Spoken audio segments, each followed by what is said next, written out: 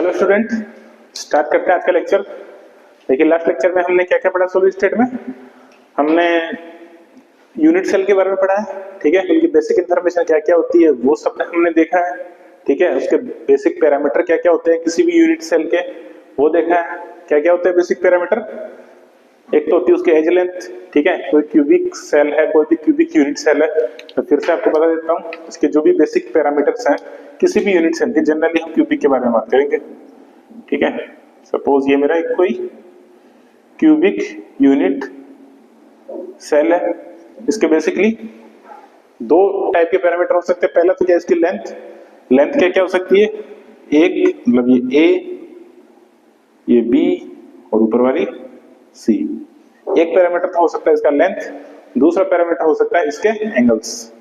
Angle क्या क्या होंगे? अल्फा, बीटा और इन दोनों के बीच वाला गामा। मतलब तीन इसमें एंगल पॉसिबल है और तीन इसमें लेंथ पॉसिबल है, ठीक है। तो ये कुछ कुछ बेसिक पैरामीटर हमने देखे थे। और क्या देखा था लास्ट क्लास में? हमने देखा है कि प्रिमिटिव यूनिट सेल, ठीक है। प्रिमिटिव यूनिट सेल क्या होती है? मेरी जो सिंपल यूनिट सेल होती है उसी को मैं प्रिमिटिव यूनिट सेल बोलता हूँ, ठीक है। मैंने प्रिमिटिव यूनिट सेल देखी है, ठीक है। उसके अंदर कितने एटम्स होते हैं ये हमने देखा है, उसके नियर डिस्टेंस पे कितने एटम है, कोऑर्डिनेशन नंबर कितना है, पैकिंग फ्रैक्शन कितना है, ये सब कुछ बेसिक इंफॉर्मेशन हमने देखी है, ठीक है। तो अगला यूनिट से स्टार्ट करते हैं आज। अगला मैं लूंगा बॉडी सेंटर्ड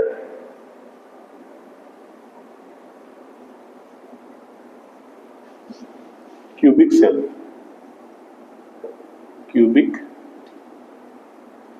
सेल देखिए सबसे पहले हम लिखते हैं, पहले तो इसको बीसीसी से भी शो करूंगा कभी कभी, body centred cubic unit cell, ठीक है, बीसीसी, ठीक है। सबसे पहले इसका डायग्राम बना लेते हैं। डायग्राम कैसे बनेगा देखो, इसका डायग्राम बनेगा कुछ ऐसे। थोड़ा सा मैं बड़ा बना रहा हूं इसलिए अच्छे से आपको विजुअलाइज हो पाए। 3D में बनाऊंगा मैं इसका डायग्राम।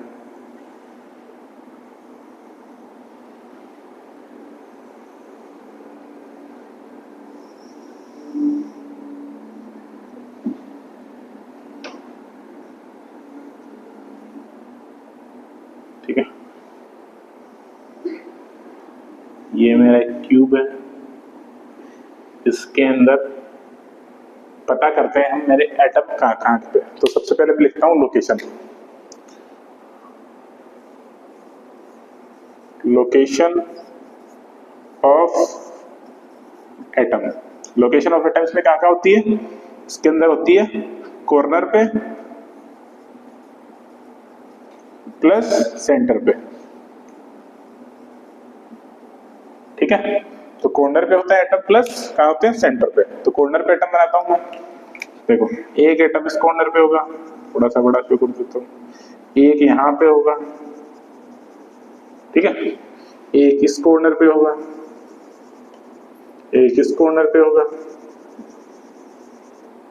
और एक इस कॉर्नर पे, एक इस कॉर्नर पे,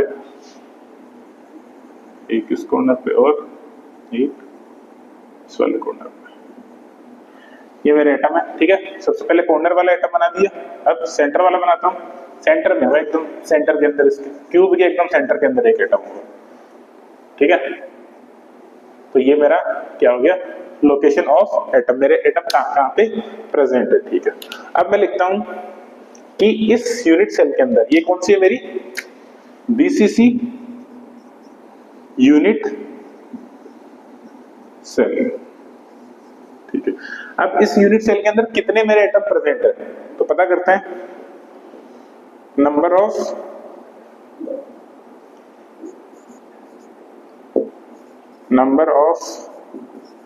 एटम। तो इसका देखो मैंने आपको कल एक फॉर्मूला लिखवाया था, या तो आप उस फॉर्मूले के थ्रू जा सकते हैं। अगर फॉर्मूले के थ्रू ना जाना चाहें तो आप ऐसे भी देख सकते हैं। देखो जो भी मेरा कॉर्नर एटम होता है उसका इस क्यूब में कंट्रीब्यूशन होता है 1/8, ठीक है। 1/8 पार्ट इसका कंट्रीब्यूशन होता है। तो टोटल कितने एटम है मेरे पास कॉर्नर पे? 8 एटम है, 1 2 3 4 5 6 7 8 एटम है। तो इन सब का कंट्रीब्यूशन मिला के कितना हो जाएगा 1 1/8 × 8 = 1 प्लस सेंटर पे भी एक एटम है तो इसका कंट्रीब्यूशन पूरा 1 होता है, तो टोटल एटम कितने हो जाएंगे 2। और अगर फॉर्मूले के थ्रू जाना चाहो तो फॉर्मूला एक बार देखो, मैं फिर से लिख देता हूं। फॉर्मूला क्या है मेरा, n corner divided by 8 plus n centre divided by 1 plus n और कौन सा होता है एज बाई एज पे होता है इसका कितना कंट्रीब्यूशन होता है 1/4 प्लस n फेस पे होता है उसका 1/2 कंट्रीब्यूशन होता है, ठीक है। तो नंबर ऑफ एटम लिखो n कॉर्नर पे कितने एटम प्रेजेंट है 1 2 3 4 5 6 7 8 एटम है, तो लिखूंगा मैं 8/8 प्लस n सेंटर पे कितना एटम है 1, तो 1/1। एज पे कुछ नहीं है तो 0/4, फेस पे भी कुछ नहीं है तो 0/2। तो यहां से अगर मैं कैलकुलेट करूंगा तो मेरे पास आंसर आएगा 2, ठीक है। तो चाहे तो आप विजुअलाइज करके करें, चाहे आप इस तरीके से करें, आंसर सेम ही आएगा। चलिए ये बात की हमने, अब देखो और बात करते हैं इसके बारे में। नंबर ऑफ एटम हमने निकाल लिया, अब रिलेशन के बारे में बात करते हैं। रिलेशन कौन सा, रिलेशन बिटवीन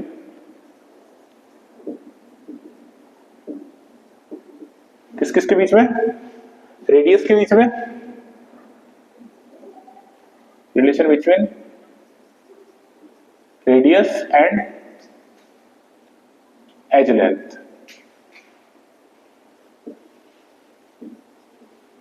ठीक है। चलो इसमें देखो मैं एक चीज इंफॉर्मेशन और ऐड कर देता हूं इधर ही। देखो इसमें क्या है कि मेरा जो ये वाले कॉर्नर एटम है ये आपस में टच नहीं करेंगे, ये आपस में टच नहीं करेंगे। टच कौन कौन से एटम करेंगे, जो सेंटर वाला एटम है वो सारे एटम से टच करेगा, ठीक है। ये वाला एटम इससे भी करेगा, इससे भी करेगा, इससे भी करेगा, इससे भी करेगा, इससे और इससे, ठीक है। जो सेंटर वाला एटम है वो सबसे अटैच होगा, कनेक्ट होगा, पर मेरे जो कॉर्नर वाले एटम है वो आपस में कनेक्ट नहीं होंगे, ठीक है। तो लिखता हूं corner atom does not touch each other, ठीक है। और सेंटर एटम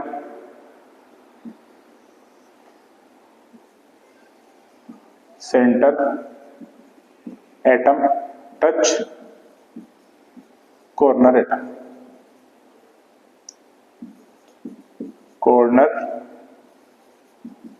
ठीक है। जो मेरे कॉर्नर एटम है वो आपस में टच नहीं करेंगे, बट मेरा सेंटर एटम है वो कॉर्नर एटम से टच करेगा, ठीक है। तो लास्ट क्लास में मैंने आपको बताया था जब भी रिलेशन निकालना हो एज लेंथ के बीच में और रेडियस के बीच में, तो मैं क्या करूंगा, मुझे एक ऐसी लाइन सेलेक्ट करनी है जहां पे एटम एक दूसरे को आपस में टच करे। तो वो लाइन कौन सी होगी, देखो मुझे इसको इंक्लूड करना ही पड़ेगा, ठीक है, क्योंकि ये सबसे कनेक्ट कर रहा है। तो मैं एक ये लाइन बना देता हूं ऐसी कुछ कि, ठीक है, सीधी लाइन बनानी है मुझे। तो ये वाला आइटम इससे भी टच कर रहा होगा और ये वाला इससे भी टच कर रहा होगा, ठीक है, ये वाला इससे भी टच कर रहा होगा और इससे भी टच कर रहा होगा। चलो ठीक है, तो इसको मैं थोड़ा सा एक्सपांड करके लिख दिया। देखो मैं इधर ही आपको थोड़ा सा समझा देता हूँ। ये एक ट्राइंगल बनेगा ऐसा वाला, इसके साथ ये वाला एक ट्राइंगल बनेगा, ठीक है। ये डिस्टेंस क्या होगी, मेरी एज लेंथ ए होगी। ये वाली कितनी होगी, √2a, ऑब्वियसली बात है, √2 या a√2 लिख दो, एक ही बात है। और ये जो डायगोनल है ये कितनी होगी, a√3 होगी। बताइए होगी, तो अब एक चीज बताओ, ये डायग्राम कुछ ऐसे बन रहा है,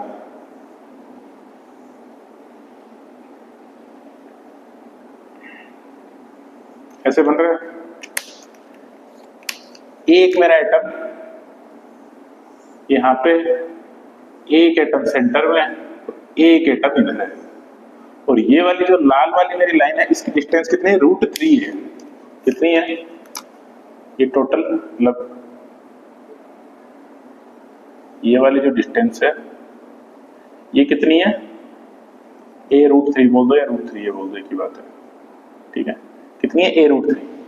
और बताओ इसके अंदर ये वाली डिस्टेंस कितनी है? रेडियस r होगी, ये वाली भी r होगी, ये वाली भी r होगी, और ये वाली भी r होगी।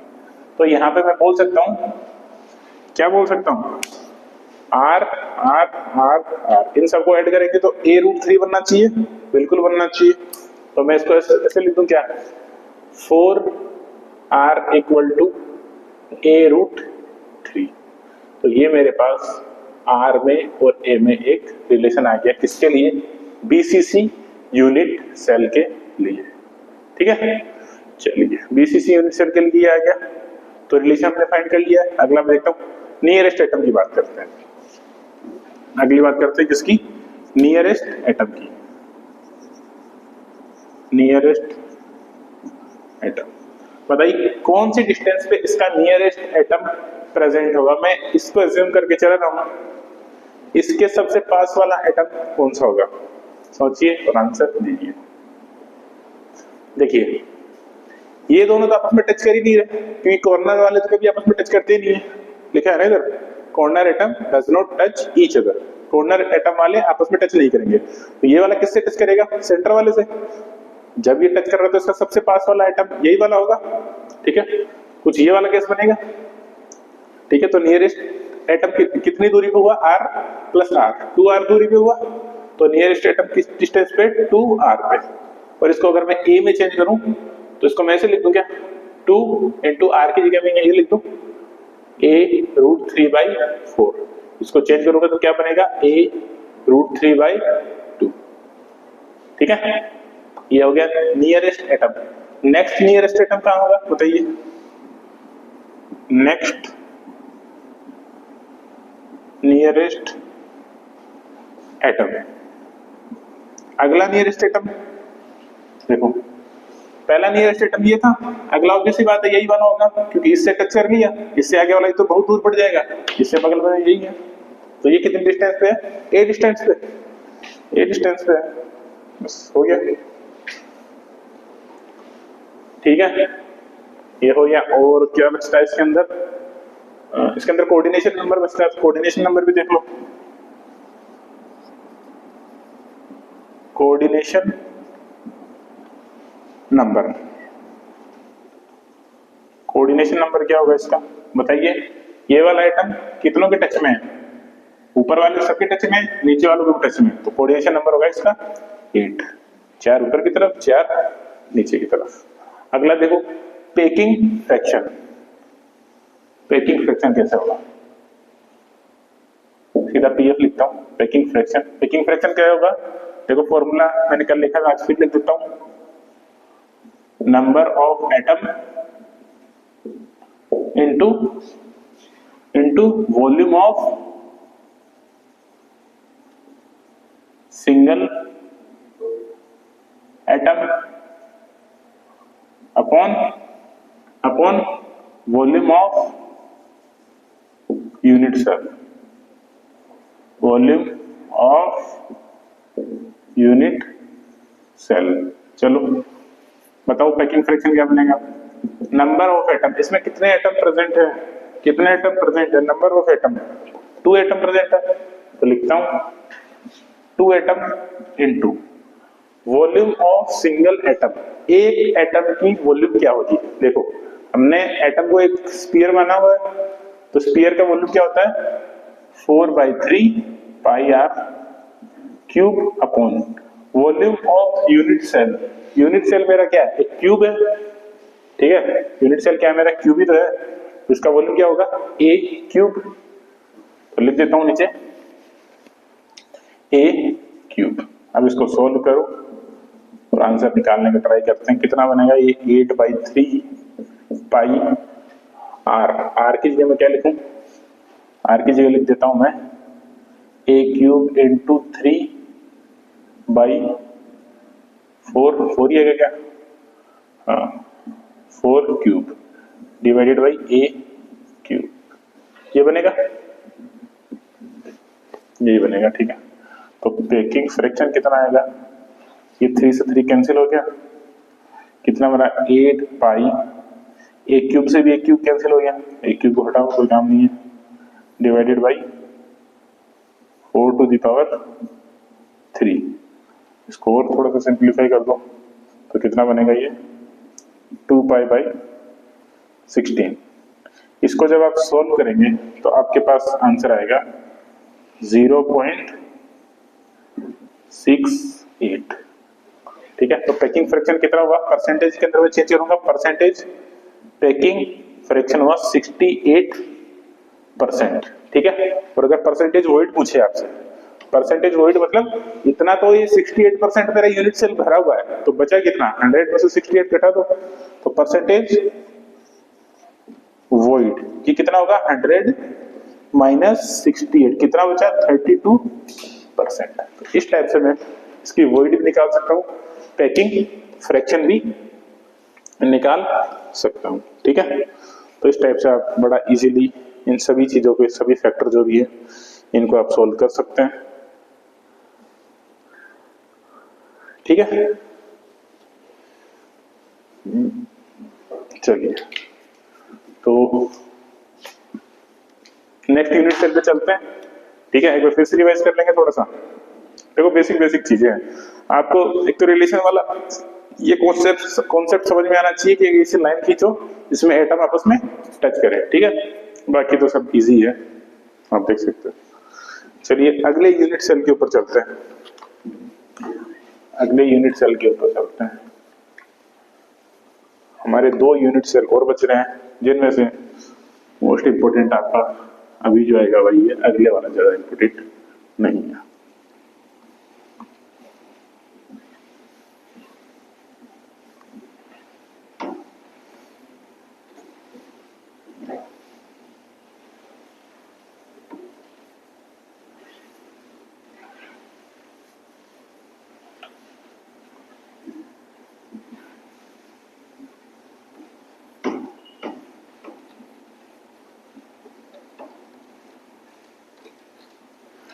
चलिए देखते हैं अगला। अगला है मेरा फेस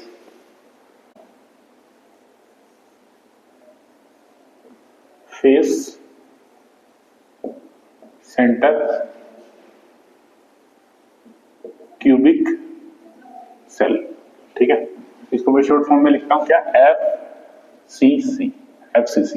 ठीक है, फेस सेंटर क्यूबिक सेल।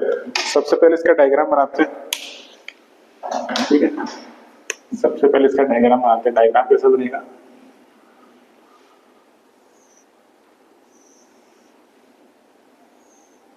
ऐसा।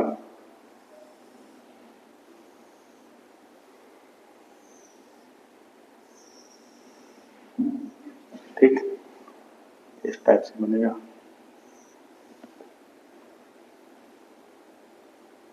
चलो अब देखते हैं इसमें लोकेशन, मेरी एटम्स की लोकेशन कैसे होती है। तो नीचे लिखता हूं लोकेशन ऑफ एटम। कहां कहां होंगे इसके अंदर, एफसीसी के अंदर। एफसीसी के अंदर होंगे मेरे कॉर्नर पे, तो होंगे ही होंगे कॉर्नर प्लस सेंटर में इस बार नहीं होंगे, इस बार कहां पे होंगे, फेस पर। फेस पर कैसे होंगे देखते हैं, बनाता हूं मैं 1 बाय 1 एटम्स। सबसे पहले बनाना है कॉर्नर के ऊपर, तो ये हुआ कॉर्नर के ऊपर।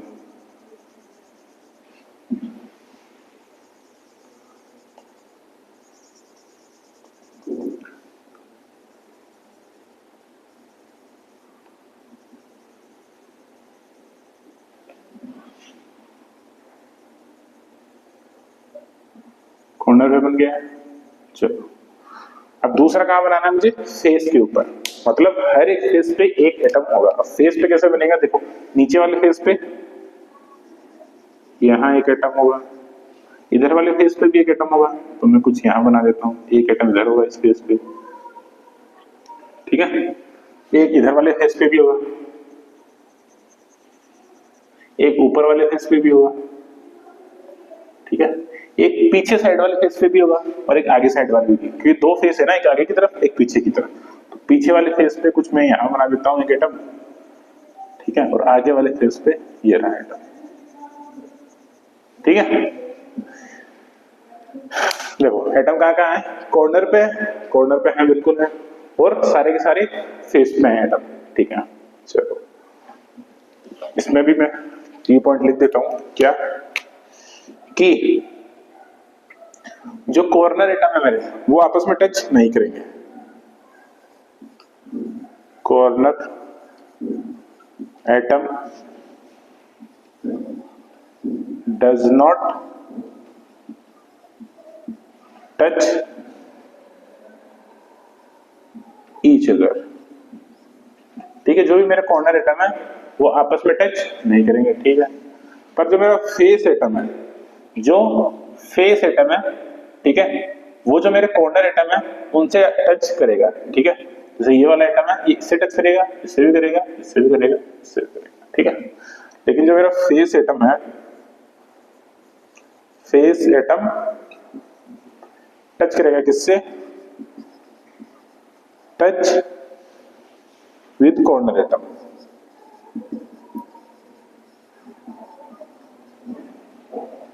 विद कॉर्नर एटम, ठीक है। जो मेरा फेस एटम है वो किससे टच करेगा, कॉर्नर एटम से, ठीक है। तो सबसे पहले वन बाय वन हम बात करना स्टार्ट करते हैं। देखो सबसे पहले बात करते हैं नंबर ऑफ एटम, ये पहले है क्या, ये तो लिखिए, ये है क्या मेरी फेस सेंटर्ड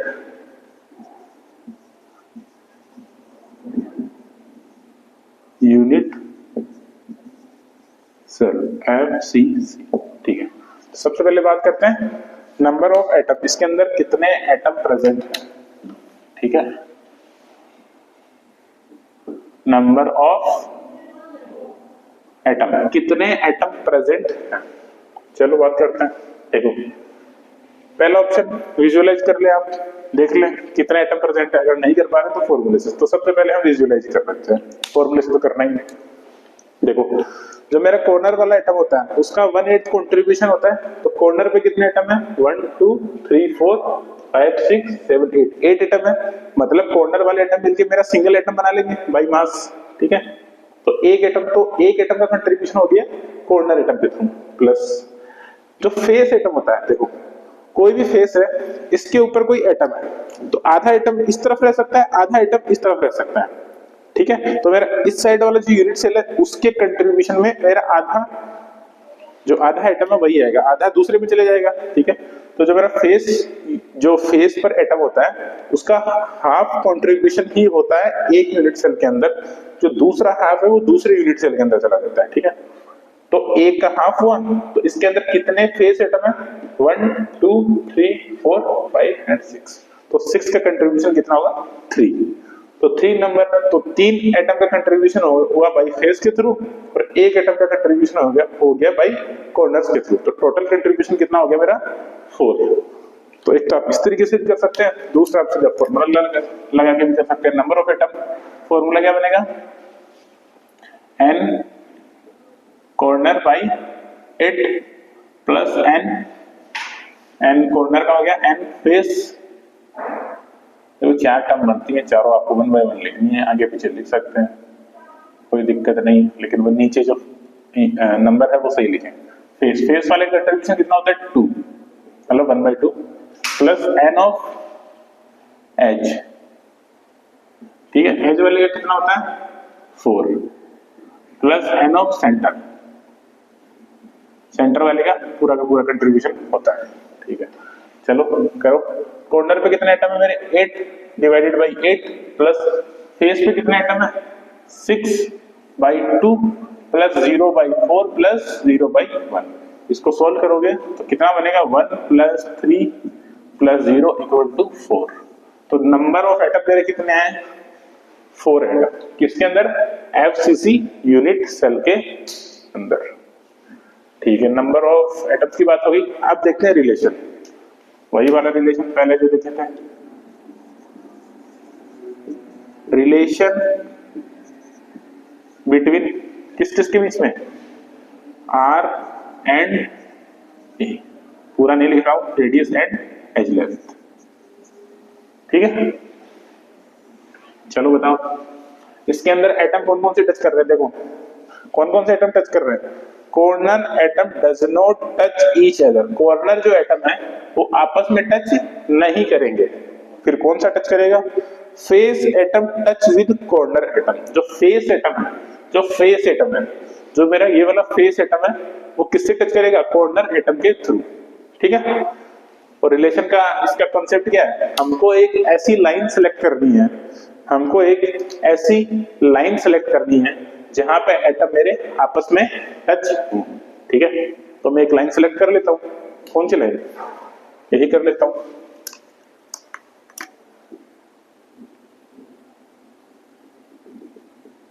ये वाली लाइन, क्योंकि ये मेरा फेस एटम है, इससे भी टच करेगा, कॉर्नर एटम है। ठीक है, फेस एटम कॉर्नर एटम से टच करता है, तो ये इससे भी कर रहा होगा और उससे भी कर रहा होगा। ठीक है, और ये वाली मेरी डिस्टेंस देखो, ये वाली डिस्टेंस कितनी है? A। ये वाली A है, ये वाली भी A है, और ये वाली जो नाम मैंने डॉट लाइन बनाई है, ये वाली कौन सी है? A√2। ठीक है, तो मैं फिर से बना देता हूं सेम डायग्राम। ऐसा कुछ ट्रायंगल बन रहा होगा। इसके अंदर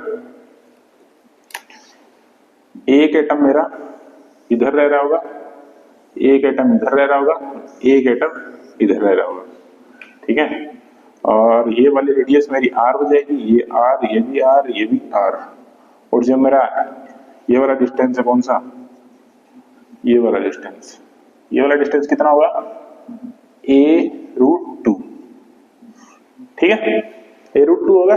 तो बताओ 1R, 2R, 3R, 4R। 4R equal to A√2।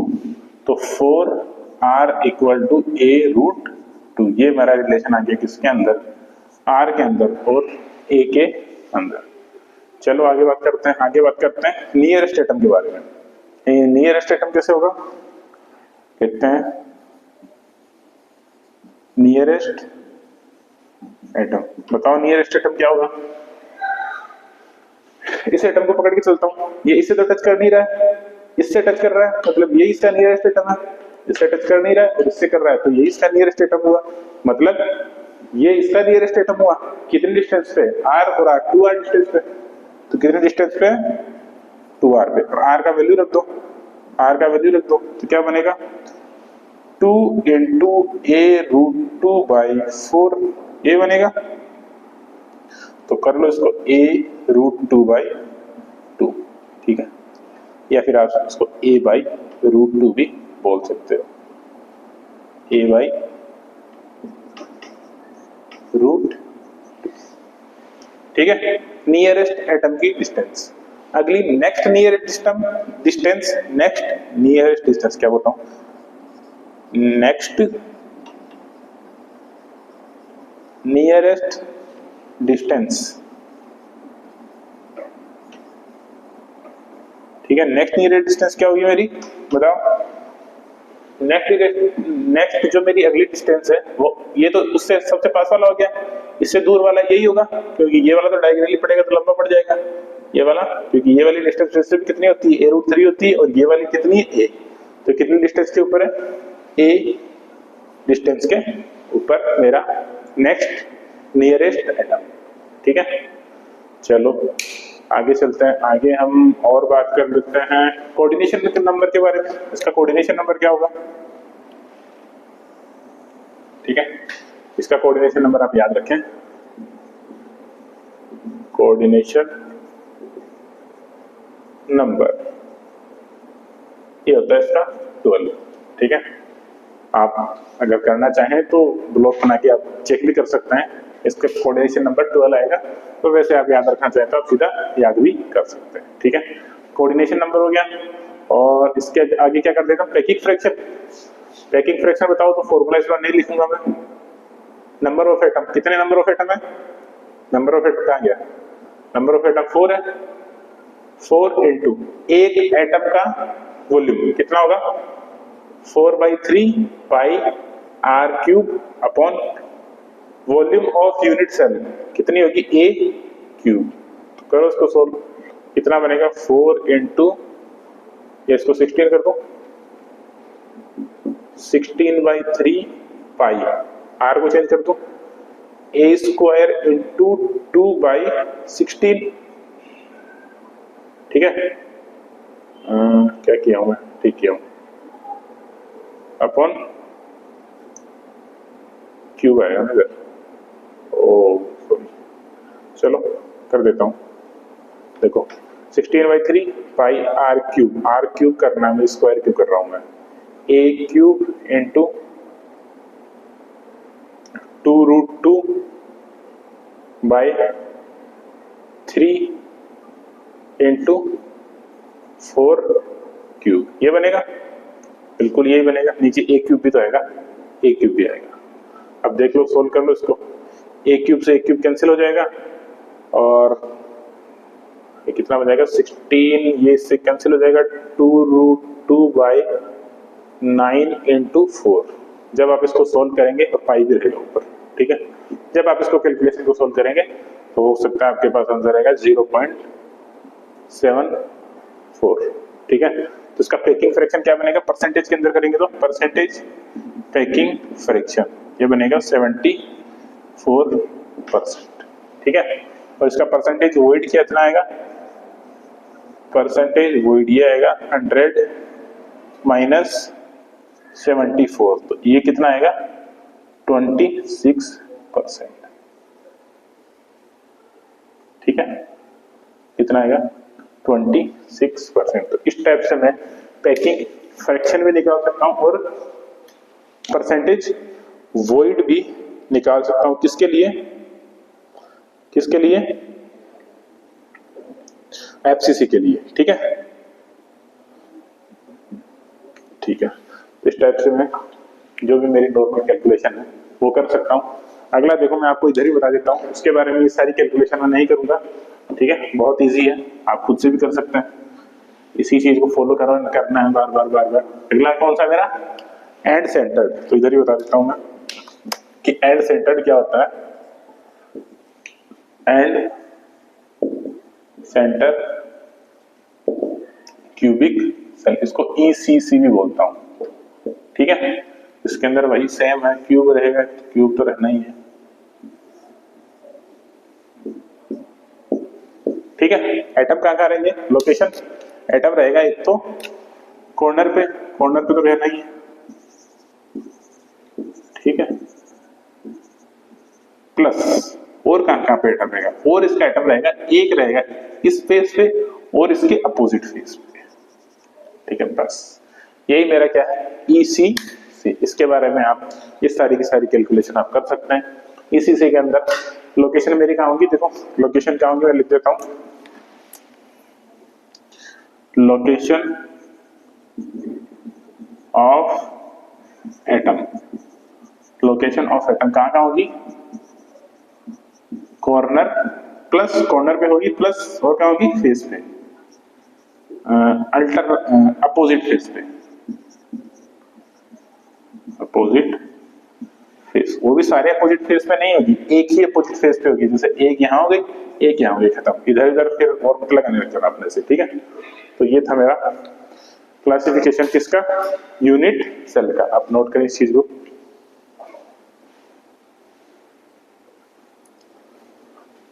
चलिए आगे चलते हैं, आगे पढ़ते हैं हम। चलिए हम कुछ क्वेश्चन कर लेते हैं, अगला चैप्टर, अगला टॉपिक जो है हम नेक्स्ट क्लास में स्टार्ट करेंगे। अभी हम कुछ क्वेश्चन करते हैं।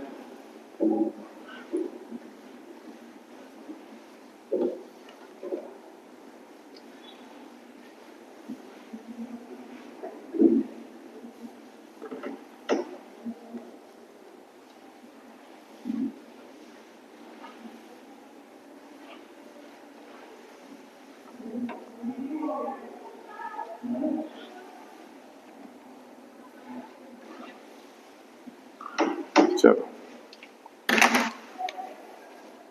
देखो वन बाय वन हम क्वेश्चन करना स्टार्ट करते हैं।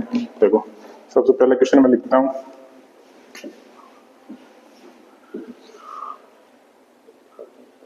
The vacant space in BCC unit या फिर यूनिट सेल। तो बताइए बीसीसी के अंदर मेरा वेकेंट स्पेस कितना होता है। तो अभी हमने देखा है जो इसका पैकिंग फ्रैक्शन है वो कितना आता है, 68% आता है। तो परसेंटेज वोइड कितनी आती है, परसेंटेज वोइड कितनी आएगी, 100 माइनस 68 कितना आएगा, 32%। एकदम इजी क्वेश्चन। चलो आगे देखो, ये तो एकदम इजी था, कुछ है ही नहीं। अगला वाला थोड़ा सा है वो आपको करना है।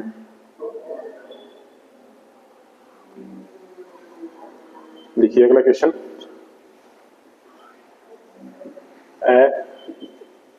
Given metal crystal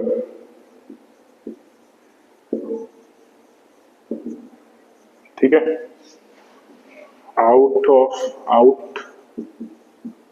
with a cubic structure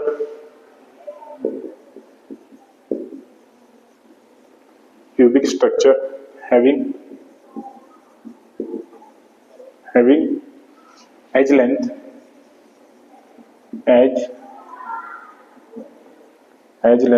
of 361 picometer, if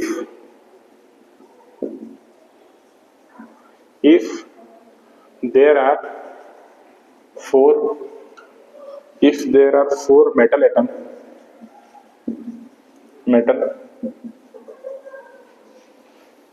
atoms in one unit cell, आपको बताना है what is the radius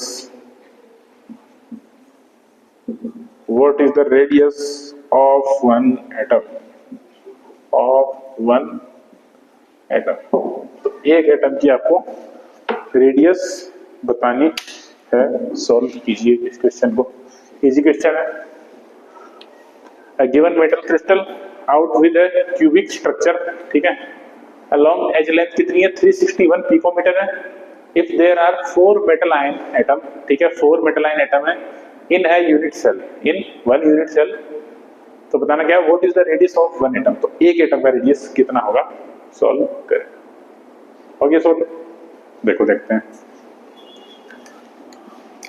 दे क्या रखा, देखो मेरे पास एक क्रिस्टल है, ठीक है, सबसे पहले 4 एटम है एक यूनिट सेल के अंदर। 4 एटम कौन सी यूनिट सेल के अंदर होते हैं, एफसीसी के अंदर होते हैं, एफसीसी के अंदर होते हैं 4 यूनिट सेल। तो मतलब मेरी स्ट्रक्चर कौन सी है, एफसीसी। और एफसीसी के अंदर मेरा रेडियस का और एज लेंथ का, क्योंकि मेरे पास एज लेंथ दे रखी है तो रेडियस का और एज लेंथ का रिलेशन क्या होता है, एफसीसी के अंदर होता है a√2, वही वाला होता है a√2 इक्वल टू 4r, ये होता है। अब लिख रख दो इसके अंदर वैल्यूज क्या है, एज लेंथ का वैल्यू कितना है, 361 इंटू √2 इक्वल टू 4r, और रेडियस ही पूछा है वैसे, ठीक है, मतलब r का वैल्यू पूछा है, कर लो तो कुछ है ही नहीं, 361 √2/4। जब आप इसको सोल्व करेंगे तो r का वैल्यू आपके पास आएगा 127 पिकोमीटर, ठीक है। इस टाइप से आप बड़ा इजीली ये क्वेश्चन सोल्व कर सकते हैं। चलो एक और क्वेश्चन देखो, इसमें हमें फॉर्मूला बनाना है। फॉर्मूला कैसे बनता है, फॉर्मूले वाली क्वेश्चन बहुत आता है, तो एक क्वेश्चन कर ही लेते हैं। क्वेश्चन है a compound compound formed by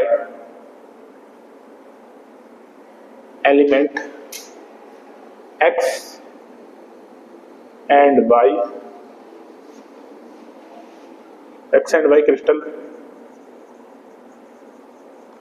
crystals in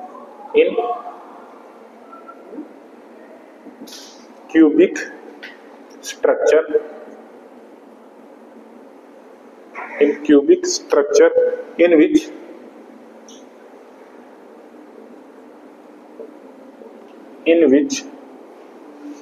the X atom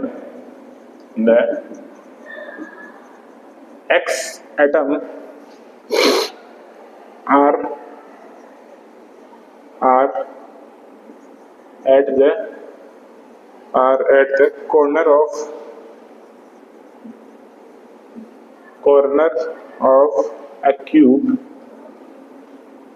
of a cube and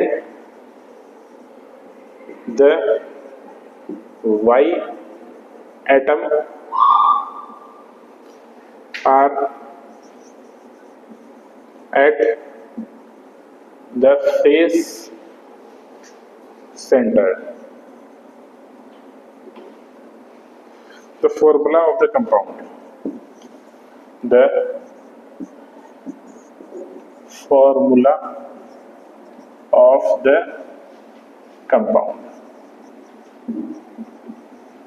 तो आपको कंपाउंड का फॉर्मूला बताना है।